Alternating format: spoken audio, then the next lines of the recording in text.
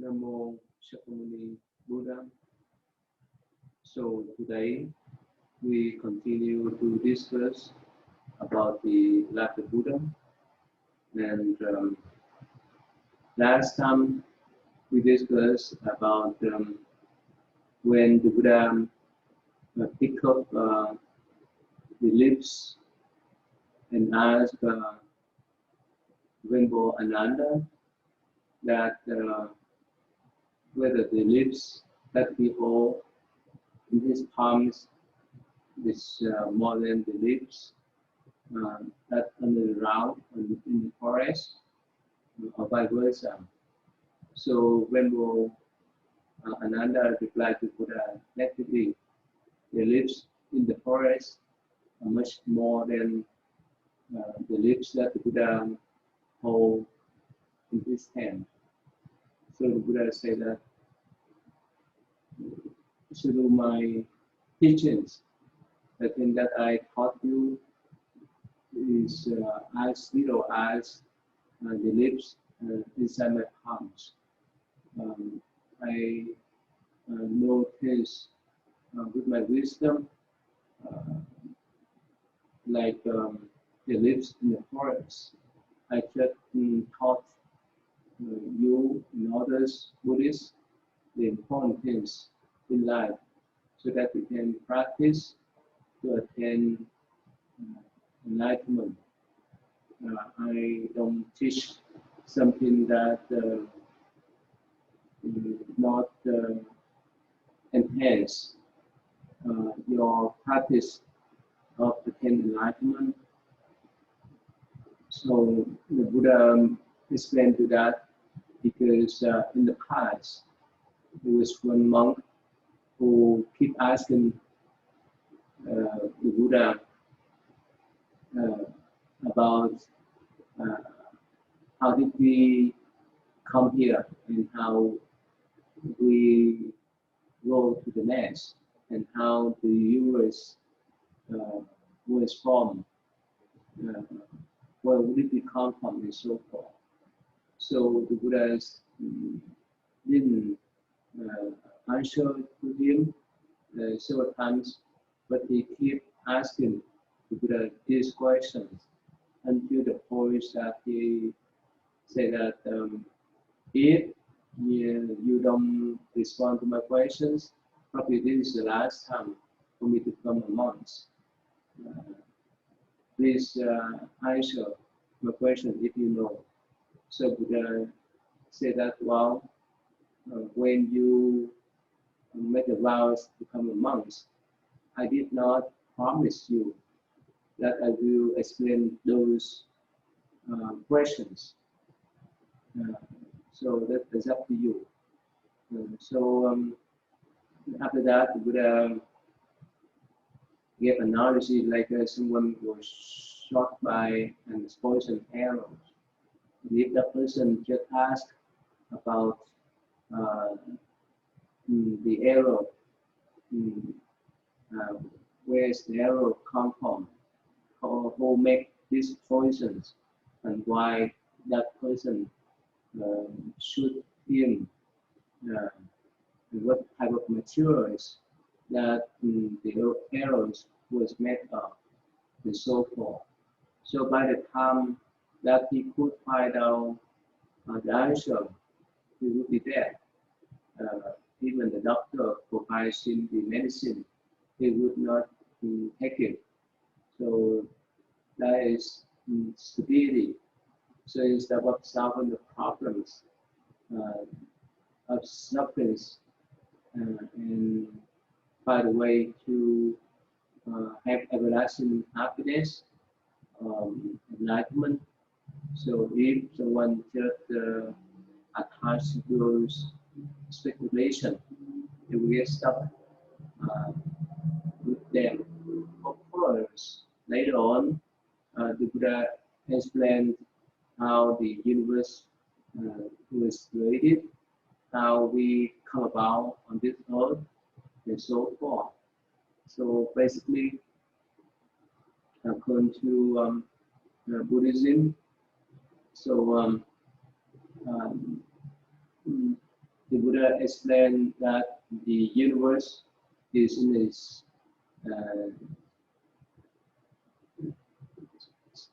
a cycle. That's been at least go around in limitless times. That means there is no starting point. There is no ending point. So there is no creators that create this universe, and there is no origination of the universe. It just transforms from one form into others. Everything depends on and other things. So the present events are the causes by the past events, and it will become the cause for the future event. If we discuss in a small scale, let's say what we just did this morning, it will affect to us now, and what we are doing now will affect to our life tomorrow, the next month. That is small scale. What we ate yesterday will affect to our health now. Whichever food we consume today will affect to our health tomorrow, and so forth. If we expand out like what we did last year, what we did last 10 years, would affect to our lives now. For example, we went to school from elementary levels up to high school and college. That's why for those 10 years, 20 years of studying, now we got the degree, and because of that degree, we could find the jobs, teach others. And with the knowledge we have now, we pass out to the next generations, and the next generation, the students, they will gain those knowledge, and they will pass out to other traditions, other generation later on. So the past connected to the present connected to the future, and there's no starting points, there's no ending points. That is the cycle of nature. Let me show you the image. Here you can see the cycle of nature, oxygen in the air, the nitrogen in the air, the water in the air, it evaporates in the air and rain down, become the water, and we use the waters for living, and eventually it will evaporate into the air, become a cloud. That's the cycle. Nitrogen, that's the water cycle, and you can see the cycle of plastic, the cycle of paper, here the cycle of carbon dioxide. So the cycle of season, we have winter, spring, summer, fall, and winter again. So everything in life is in the cycle. There is no starting point of the air. There is no starting point of the water. There is no starting point of the paper. So that's just the cycle. That's why we say that the energy never lost. It transforms from one form into others. That is what we call E equal MC square. The energy never lost. It gets transferred from one form into others. For example, if we use a paper now, we can recycle that paper. At first, that paper may be the napkin for us to use. But after we're done with that napkin, that napkins that we store may be recycled into um, a piece of paper or the shopping bags and so forth. So that's the cycle of life. And the cycle continue even in our human life, right?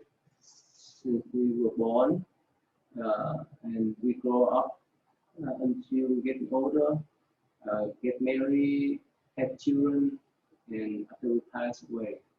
And again, in Buddhist view, we will be born in different form of lives. That's human's life cycle, the life cycle of the frog, the chicken, is the life cycle. So in Buddhist view, again, in this kind of cycle, there's no starting point, there's no ending point.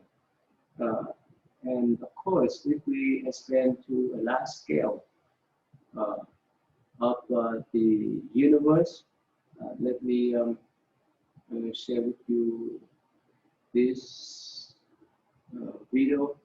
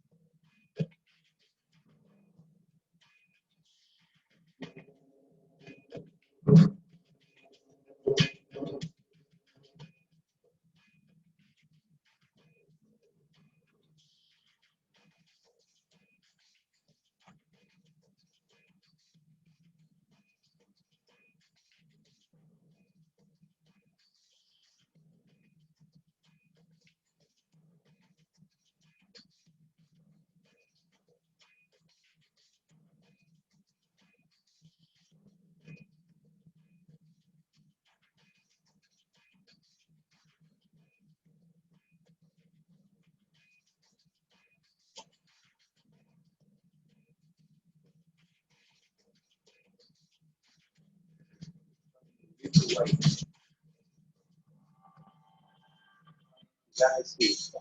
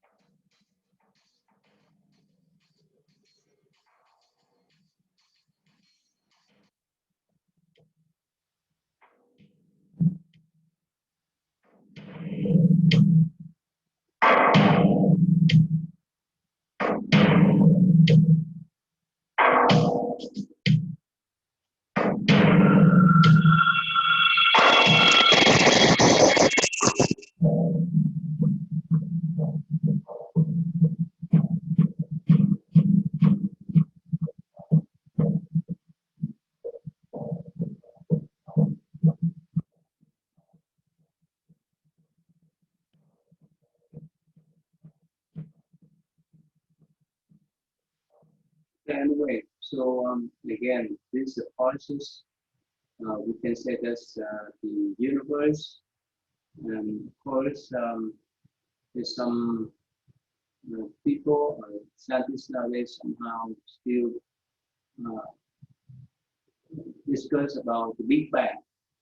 Of course, in Buddhism, we would not accept that because if we talk about Big Bang, this starts with one form, and this is flow out.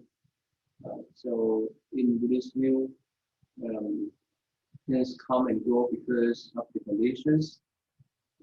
So that's why if we recognize as um, probably one galaxy or Milky Ways die out, you develop in different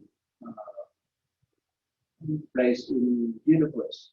So that's why in Buddhist cosmology, this whole kind of universe, and in the Mahayana Buddhist traditions, it mentioned about whole kind of Buddha land, whole kind of sentient beings.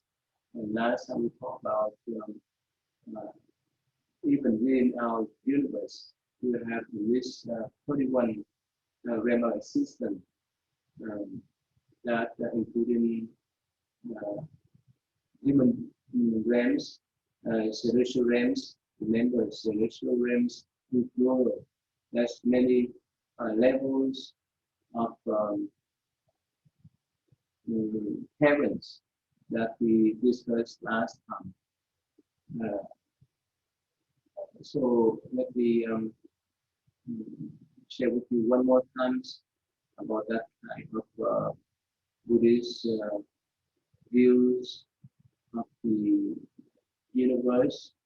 The reason why I want to explain one more time because uh, when the Buddha tried to stay away from those questions, because he just wants his followers to focus on the practice of meditation or find a way how to transform the suffering so that they could attain the everlasting happiness.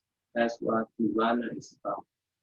So last time I have shared with you, now I will explain one more time. This is one of the sumeru system within the universe, not the whole universe. So within a sumeru system, there are 8 types of hell. There's harmonious, the souls, and unhappy spirit. Ashura has been fighting demons, and the next one is the world of human beings, and the closest so realms to human is the heaven of the 4 red kings. So they live up to 9 million human years that their lifespan, and the heaven of the 33 gods, heaven that we discussed recently when we talk about where Buddha went to that heavens to teach Abhidharma, or the collection of the commentaries, analysis of Buddha's teachings. So in that realms, in that celestial realm, the celestial beings have the lifespan of 36 million human years. And the next one is the heaven of Yama God. They live up to 144 million human year. And the Dushita heaven, that's where Maitreya Bodhisattva stay now, and he will come down after the teaching of their for the next 576 million human years. So one lifespan of that celestial beings into Sita heaven is equivalent to 576 million human years. So based on that number, Maitreya Bodhisattva will come down within 576 million years from now. And the next one is the heavenly God enjoy the highest pleasure object with a great potential. So this is their lifespan. Their lifespan is about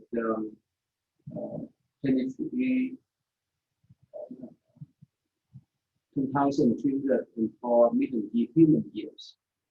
And the next one is the heavenly gods enjoy the highest pleasure object great orders for them. So the lifespan is about 9,216 million human years. So far, it's more to uh, uh, the lifespan of 84,000 microns. This is trillion and trillion of years. This live in a system of what we call Mount scenario alone. Uh, not talking about the whole universe that we could not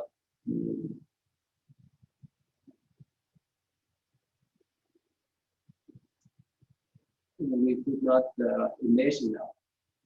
So according to Buddhism, here this one here you can see clearly. So according to Buddhism, so this is the apex of hell, and this is the place where the human live, and then again this many types of human on earth, and in this type of scenario system, this whole type of human beings, but in different form of lives that we still searching in the universe. And the next one is the celestial beings in this desire realm, and celestial beings in the formless realm, and celestial beings in the formless realm, and so forth. So again, the reason why I want to mention, because in Buddhism, there's no end point, there's no starting point, there's no creators that create the universe. It is come from our own karma. We create our own karma from one lifetime to another. After we're done with this lifetime, we move on to different lives, different form of lives. But our energy, our knowledge, our characteristics, personalities,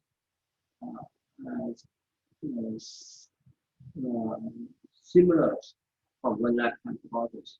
But put this way, if we talk in the short periods of time, definitely we will be different from what we now took by tomorrow, because it may be changing moment to moment, and the person that lived yesterday will be different from the person who lived today.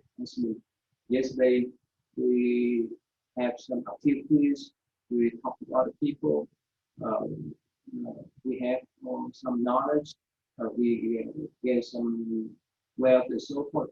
And today is different. So the person that we can compare from yesterday to today and tomorrow is quite different. Even we identify ourselves as, oh, me, this person is so forth. So if we expand out in our lifetime, and if we expand out to numerous lifetimes, it will the same way. So there's no ending point, no starting point.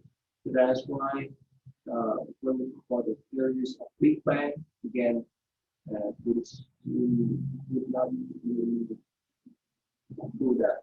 Buddhist people would not accept that because there's reason. So there's no greater, there's no standpoint, no anything. And again, in Buddhist view, this kind of information could be helpful for us to understand how we have this universe, and of course, in other question that relate to how we come about in this life. So according to Buddhist view, so somehow we come here due to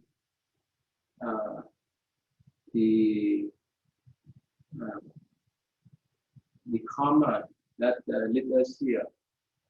And it said that humans originated at the beginning of the current couples as a flavor of celestial light.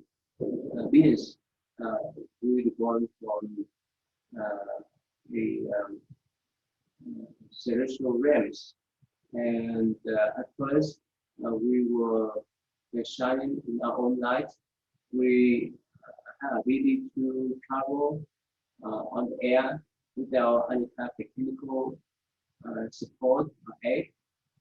We live very long times and not require uh, any types of physical work. But eventually, because of attachment to the earth, to the plants, and eventually the attachment of the sex, different gender, that's why we come here.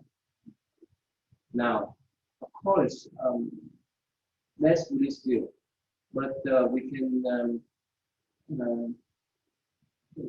take the example of NASA send the spaceship to Mars to explore that planet. And if there's some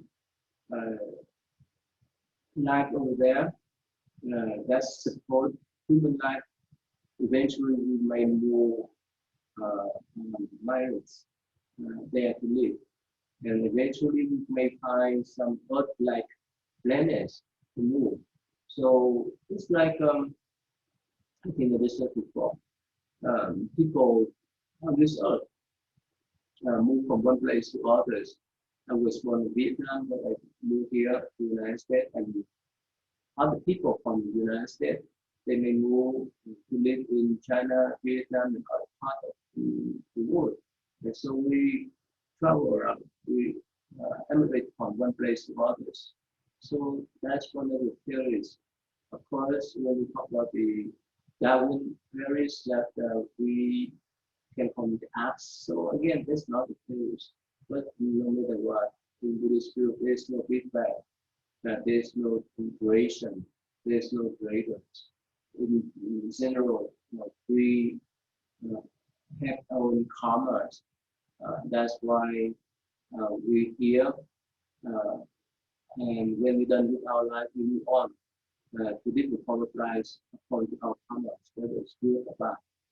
And so this is so peaceful with the variety. It's logical and reasonable. Like they say that if you want to know what you have done in the past, look what you have now. For example, if we know that we get finish up college degree, if we teach it now, because in the past 10 years or 10 years we spend those time to study. Now we working, we teaching, that's why we earn income for our living and so forth. So that's the cycle of life. That's Buddhist view. And when we move on to the next life, those type of information, those type of karmas become with us in the form of consciousness. That's what we talk in Buddhism, the purpose condition. That I think we discussed before. Let me show you here.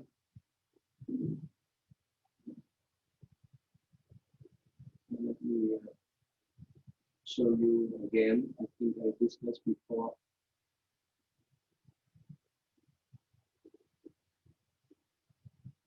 Okay, here. So according to Buddhist view, again, there's no end point, there's no starting point. It's due to our ignorance in the past, remember, in limited past life. And it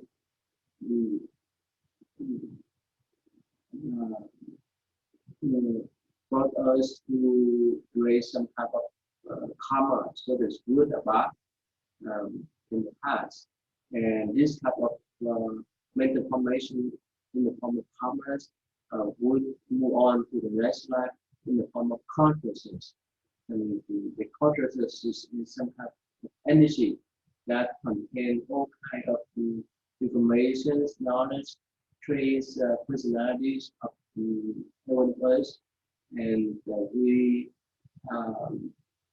was in the mother spirit, again, with that type of energy, and from that type of energy is developed into the fetus that have the body and the mind, and from the body, the mind will have the systems, organs, the eyes and ears and nose upon the body, and from that on we have contact. From the contact we have the feeling, sensation, good feeling, bad feeling, neutral feeling. And if it's good feeling, we want to have more, we desire to have more. Uh, Otherwise, we would reject them. So there's two poles, or two poles, two separate poles. And from having desire, we want to have more. We want to keep it. We want to process them, whether it's the food, the materials, the wealth, or relationship. We want to process them to keep more, and we want to develop more. That's why we pray for more system, and that's why we have more patients there. Like give the example that if we break the cell phone, we would move on to find different cell phone to use. But in the past 10 or 20 years, we didn't have any cell phone at all. But cell phone now is part of our life. Everyone of us has at least one cell phone. And we use that, and eventually we get used of it. And when it's broken, we find different ones. We would not give up to use cell phone. Of course, we may use different form of cell phones later on in the future, but we don't know. But somehow we would not stop to use those type of cell phone to communicate with other people. So that is this concept of life that I want to emphasize. That's why the Buddhas say that those information is helpful for us to know, but it's unhelpful for our enlightenment, for how we solve the problems of life, how we transform the substance, because the bottom line of Buddhist teachings is that we need to transform the suffering into happiness. Other things, secondary concern. The prime concern is how to transform the suffering that we deal with every moment of our life. That's why we have to check the question of that monk, the one that uses to ask whether the universe is eternal or not, and so forth. So I want to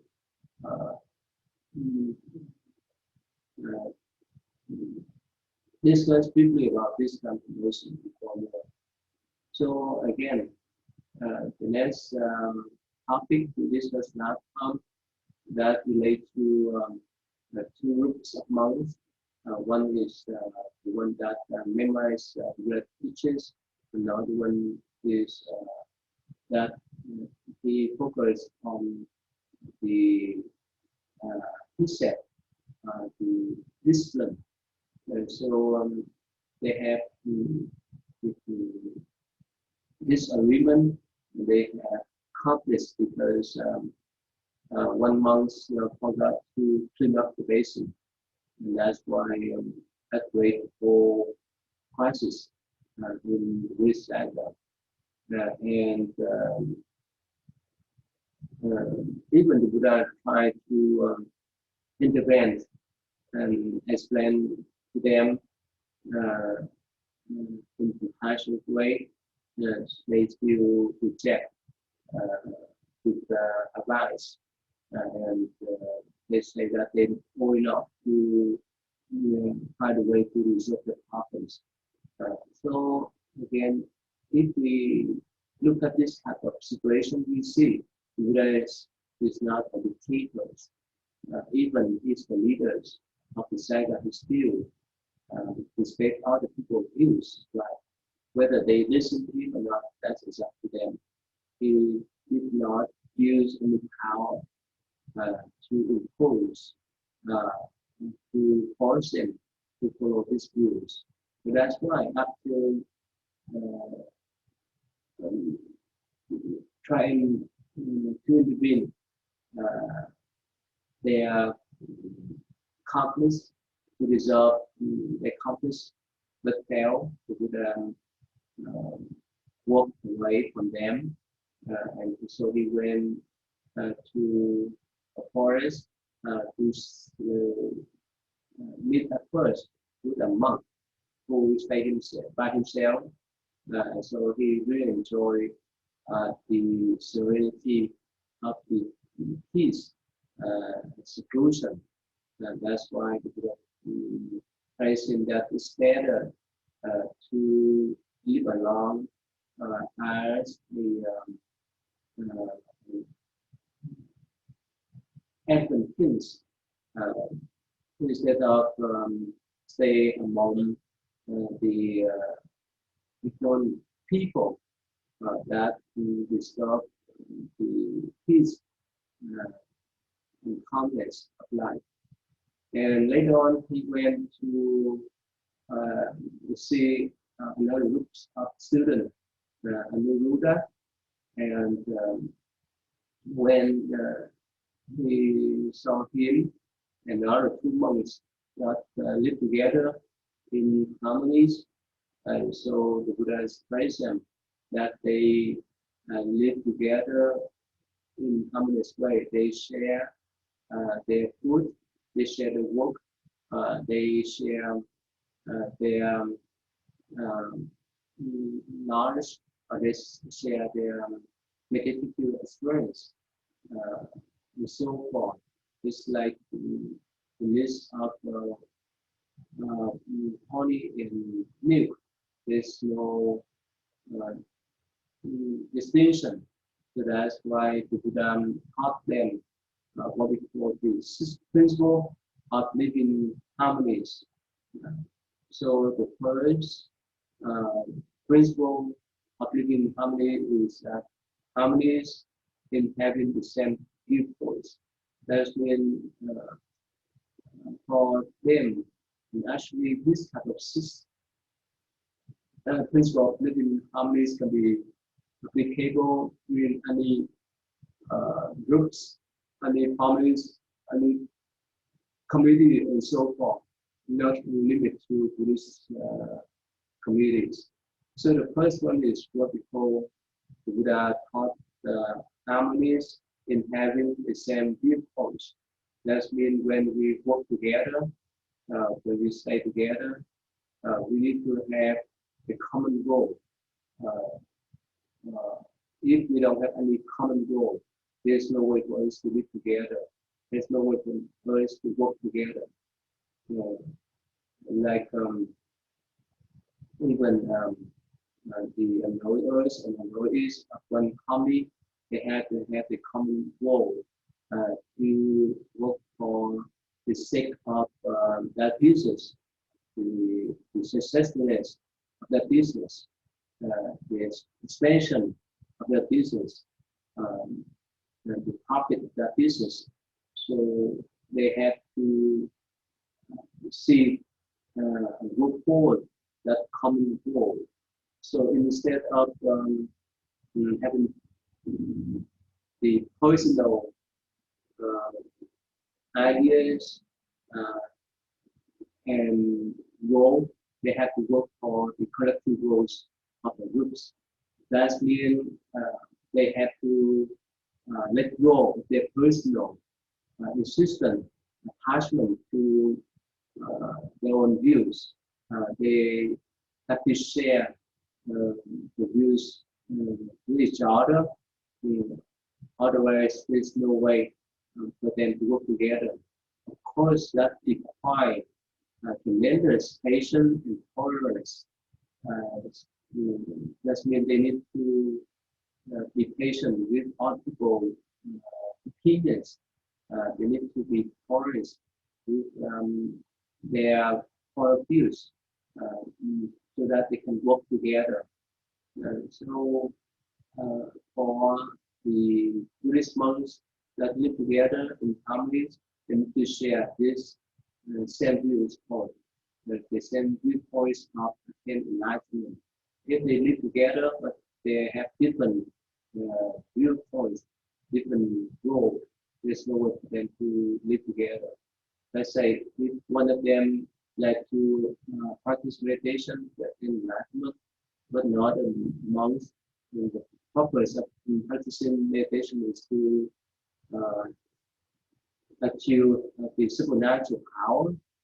Um, in other monks, if they have the goal to become a great teacher, to be a temples. So with this type of three uh, different goals, there's no way for them to do together. That's why Buddha said that they should have the first thing is the harmonies in having the same viewpoints, the same common goal. And the next one is harmonies in absorbing the same precept. For Buddhist monk, we receive the same precept when we were ordained. And but for, let's say, the lay people, when they come to the temple, they observe the same five basic precepts of no killing, no stealing, no sexual conduct, no lying, and no taking intoxicant.